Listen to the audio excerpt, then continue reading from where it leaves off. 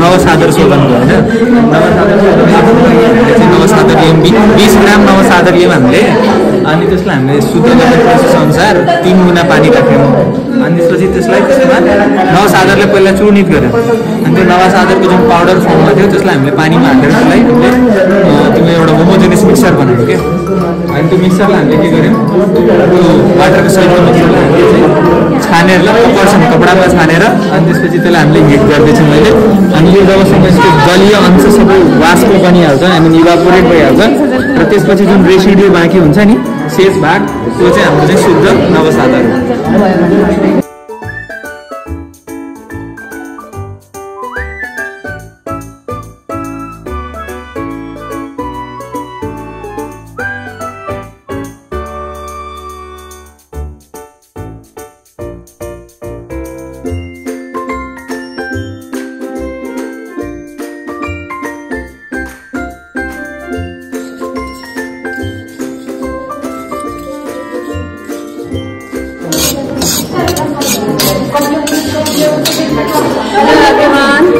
आज चाहिँ हामीले सर्वप्रथम चाहिँ गैरीको नाप लगिसकेपछि चाहिँ यसलाई अहिले लिएको चूर्ण बनाएर, चूर्णमा चाहिँ अनि हामीले एउटा प्यानमा चाहिँ गिरित हाल्यो थोरै, अनि गिरित हालिसकेपछि यसलाई चाहिँ अब हामी यसमा भर्जन गर्दैछौँ।